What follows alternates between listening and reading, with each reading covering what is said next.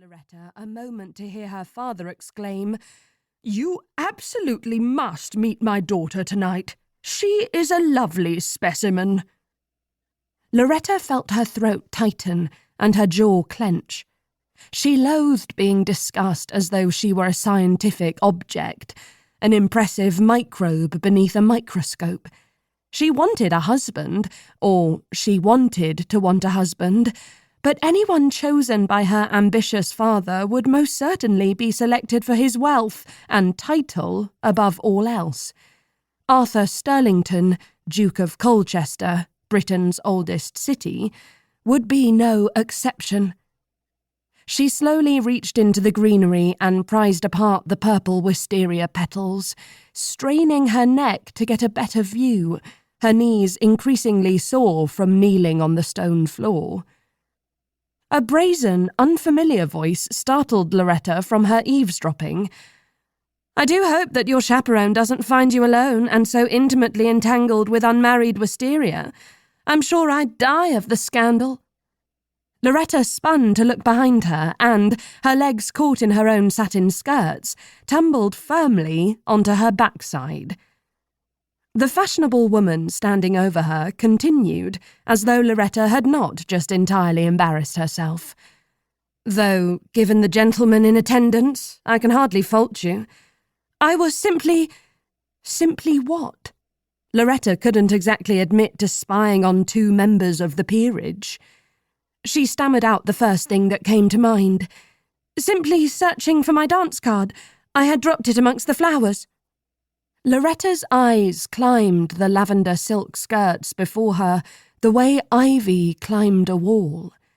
Tendrils of lace and sequins led to a face adorned with rosy cheeks, stormy blue eyes, and a mischievous grin framed by glittering amethyst earrings and a crown of golden curls. The woman before her stood nonchalant and contrapposto, in that pose made famous by the Grecian sculptors of old, with all her weight shifted to one leg, a hand on her protruding hip, in defiance of all things ladylike. "I cannot fathom the loss of a dance card as anything other than a blessing," the bold stranger said with a sigh. Loretta didn't know what to say. She wasn't used to hearing people complain so openly about the rituals of society. She agreed that dancing could be quite tedious, of course, but she would never say so out loud. Loretta must have looked confused, because the stranger continued. "Are you the type of lady who enjoys dancing with all the prized gentlemen of the ton?" The question made Loretta nervous. Saying yes wouldn't be truthful, but saying no would be impolite. "What other type of lady could there be?" "I merely saw you evading the night's festivities and wondered if I'd found someone as fatigued by society as I." The sudden squint of her eyes made Loretta feel entirely bare. "I see now I was mistaken."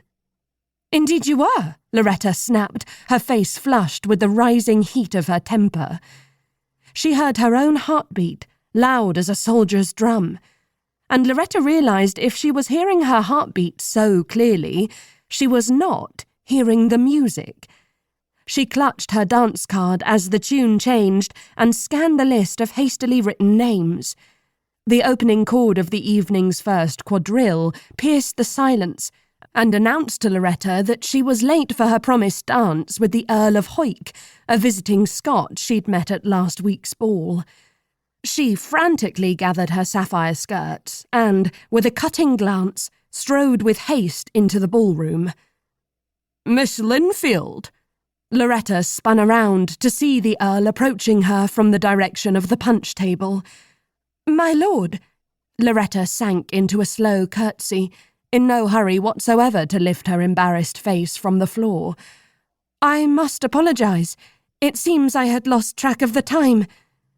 The Earl gently reached out his hand to tuck a lock of copper-brown hair behind Loretta's ear, a curl that must have fallen during her race to the dance floor. "Not to worry," he said with a reassuring smile. "The dance has only just begun." She took